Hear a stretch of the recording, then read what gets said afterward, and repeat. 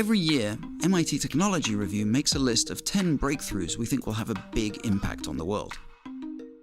We've identified things like natural language processing, augmented reality, CRISPR, wireless charging, and gene therapy before they went mainstream. So when we heard Bill Gates was interested in helping us choose this year's list, we jumped at the chance.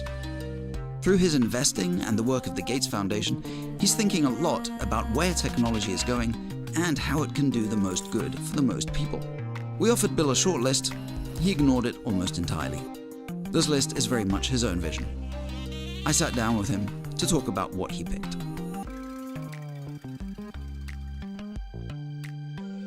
You're famously optimistic, and you subscribe to the view of people like Hans Rosling and Steven Pinker that when you look at the important indicators, life has been getting better consistently for billions of people. How do you sustain that kind of optimism in a world in which climate change is accelerating? We have political polarization and disruption caused by social media.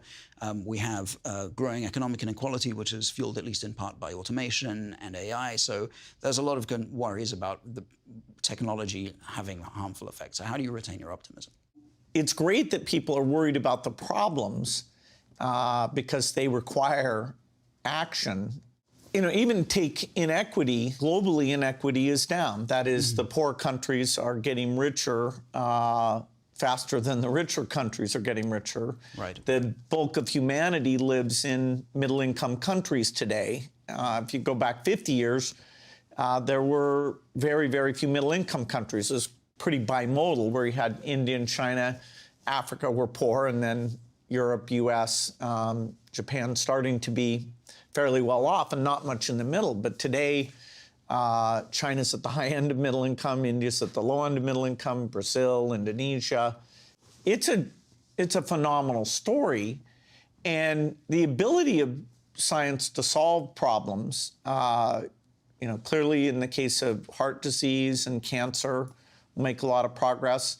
Some of the more chronic diseases like depression, diabetes, I'm optimistic. Even obesity, we're gaining some fundamental understandings of the microbiome and the signaling mechanisms involved in these things. So yes, I am optimistic. It does bother me that most people aren't optimistic. And, so one of us is wrong and one of us is right. Do you think that you have maybe successful person's bias? In other words, you're Of course, we have to factor that in. Right. At my own life, I've been extremely lucky.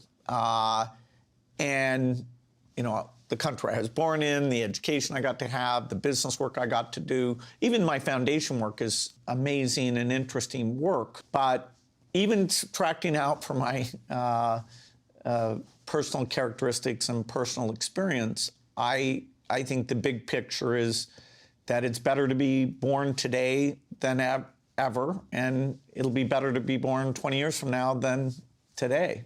So I want to talk about some of the individual technologies you picked for the list. So one of them is lab-grown meat, which is still very tentative, still very expensive. Why was that important enough to make the cut? And do you think that in a decade, 2 decades, we could see lab-grown meat replacing a substantial proportion of animal-grown meat? Yes, I do. Part of the reason I picked it is to remind people that clean energy does not solve climate change. Every time you read about, clean energy, that's it. We just need clean energy. No, you don't. That's only about a quarter of the emissions come from electricity generation. So here you have a gigantic piece that is from beef production, and now this can be a substitute. So this is a category that people weren't paying much attention to as a greenhouse gas problem, and yet I think the path to solve it is clearer than in say, the cement or steel or other materials case. Right. Another technologies you picked is AI virtual assistant. So the reference there is to improvements in things like natural language processing. But these are still AIs that are basically very dumb machines. They do one narrow task really well. The computer is so stupid that when you're when you present email, you don't let it order it for you. You don't trust it to have enough context to look at the material, understand the relationships, and your calendar, that it orders them for you. You pick which application to run. You pick which item to open. So it's working at a very, very low level today. I do think that we'll have executive assistant type capability in a 5 to 10 year period. Now, I've known to be too optimistic about some of these IT things in the past, but generally they have progressed. And, it's a huge priority project for companies like Google and Microsoft. And on some things like translation, the deep learning approaches are surprisingly good. And so I work on that a lot in my part-time work with Microsoft, and I want one, so. Right, so in that case, it's going to happen. Yeah, absolutely. Let's pick another of the technologies that you picked, which I think is probably near and dear to your heart, which is the reinvented toilet. And you've explained this as the biggest advance in sanitation in 200 years. So tell us some more about that. Well, the technologies are often decent enough that they stay the same. And so the idea of building sewers, using clean water, having a processing plant, that's the paradigm in rich countries. Unfortunately, even in some middle income, but certainly in low income countries, the idea that you're going to build that sewer system, the capital cost to do it is just unattainable. And yet the quality of life, both in terms of disgust and disease, when you're not taking the human waste and getting it out of an increasingly urbanized world, Africa will, although it's the last place, it will be 50% urban 20 years from now. Will the kids there be healthy? But maybe just describe briefly what it does. Okay, well, it takes the human waste, the liquid and solid, and in some cases it treats it as a uniform group. In most cases it does some type of separation. The solids you can essentially burn. The liquids you can filter. Mm-hmm. Now, the cost of the equipment that does this reliably is a real challenge. And the net energy, now burning the solid part, actually you get energy, but whether you can make the balance, if you actually have to boil the liquid part, that uses up a lot of energy. Right. And so the technologies we have today work, but the cost per seat is over $5,000, and there's even maintenance that has to go into those things. To really get into those slums, we're going to have to get down to the ultimate is the single-family household, so the woman doesn't have to go out at night. Mm. That we need to be less than $500. Right. And so, there are days that's, it's kind of an intimidating target. Is there another technology like that, which is, something that has been around for so long and is so well established that nobody even thinks of innovating in it, but that actually, in the same way as the toilet, could be ripe for disruption? There are cases where the sort of trickle-down approach of, okay, the rich world does something in some way, right, and now, hey, the poor world just learn to do it. In the rich world, going to your doctors and getting regular medication sort of works. Actually, compliance isn't that good. What we'd really like for the rest of the world is something like a drug depot where it's doing continuous release, so that, say, you have to take 6 months of TB medicine, or you have to constantly have some HIV prophylactic drug in your body at a certain level. Drug depots would help the poor world application a lot. It's not necessary for the rich world. Mm. And so there you have to challenge scientists to do something that if they just look at the rich world target product profiles, they won't see it. Likewise, keeping vaccines cold in places where you have lots of electricity reliably, stick it in the refrigerator, that's fine. In Africa, as we get out into rural areas, we've had to challenge engineers to create new types of refrigeration, and that looks like it's rolling out in a positive way. So trickle down works for a lot of things, cell phones, chips, measles vaccine, but it isn't, you're going to miss a lot of potential innovation if you insist on that. And toilets is one where it's even hard to see how some of these big Indian cities will ever deal with their waste if all we have is sewer sanitation and large-scale sanitation processing. Right.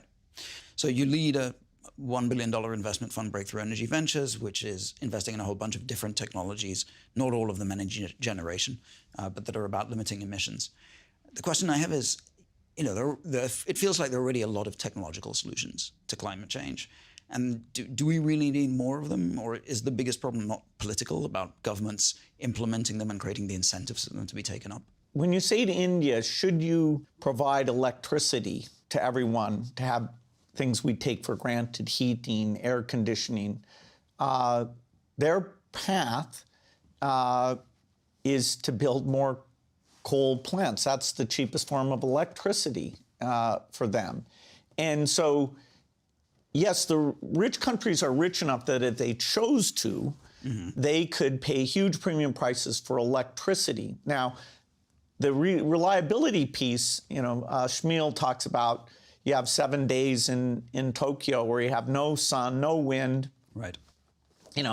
The overall cost of electricity in Tokyo would be, for the entire year, would be more than doubled to have a 100% renewable solution. We don't have ways of making cement, steel, meat that are zero emissions, even at a doubled premium for those things. In France, they were asked to pay a 5% increase on their diesel price. Right. And that was unacceptable. So the willingness to go for super expensive things whose only benefit is their reduction in greenhouse gas emission, it's just not there. Politics is where you decide how much you're going to put into basic research, or how you're going to make things attractive for these innovative companies, or how you're going to let things roll out when they're in a less mature state. But no, if we froze technology today, you will live in a 4 degrees C warmer world in the future, guaranteed. And you said recently that you want the US to regain its lead, and you're going to try to persuade the leaders of this country to regain the lead in nuclear power. If we didn't have climate change, the quest to get broad acceptance of nuclear power wouldn't be a priority for me. The general public attitude towards nuclear is a real challenge, and the economics are a real challenge. So if you can solve safety, including the perception of safety, and solve the economics, that would be fantastic. It's not easy. You also have to convince people that you're not going to have a shortage of uranium, you're not going to have proliferation, and that the waste isn't going to be a huge problem. But the two big problems are the economics and the safety. And it's so daunting, there are very few entities working on it, even though the digital tools we have now, it's insane that we're not building a new reactor design. China is probably the place that's most positive for nuclear energy. As you say, even there, the populace is asking questions about the safety, and some of the reactors that have been built, did have cost overruns. And the way that they're balancing their power generation and their grid, they have some challenges there that are hurting the economics of all energy producers. So that gives us a nice segue to start talking about China. It has laid out these plans to be the world's leading technology superpower within the next few decades. It's got plans in a bunch of specific areas. Do you think it can get there? But it's impressive what China's done. But China's strength in digital areas, even in biology, where they're probably 5 years behind where they are in digital technologies, it is very impressive. I mean, Tsinghua is one of the top 10 universities in the world, and the number of science graduates in China is far greater than in other places. The real question you have to ask, is innovation in China good for the world? If they cure some form of cancer, if they have seeds that are more productive, is that a good thing? In the realm of economics, it's not zero-sum. It's really good. The only zero-sum game there is war. And so, I don't think we should end up in a war with China. So a trade war or any other kind of war. Right. So the idea that they're starting to be innovative, that is good for the world. And like most countries in middle-income status, they're more willing to do big projects and upset the status quo. The U.S. in the 50s and 60s, Japan in 70s and 80s, Korea 80s and 90s. There's that middle-income state where your technological capability gets really strong, and you're willing, whether it's your infrastructure or science, to go out and do very, very ambitious things. The U.S., it's good to have a sense, okay, we have to renew our edge. In fact, Japan was never going to overtake us in terms of scientific innovation, but I do think in the 70s and 80s when we were like, oh, geez, have they figured things out? We haven't, that we renewed our commitment to basic research. So it will be, post-World War II, it'll be the first time that we have a broad technological competitor that actually uses the commercial market as the way they get their strengths. The Soviets had the problem that they didn't have the commercial side, and so it meant that although their scientific understanding was very good, their ability to actually make things in an economic way fell way behind what we had. And so we had, incredible global uniqueness that that's kind of spoiled us in a way. We won't have as much uniqueness relative to China, even though we're likely to stay number one for a long time. Thank you very, very much, Bill. That was really fascinating. Yeah, great to talk to you. Great.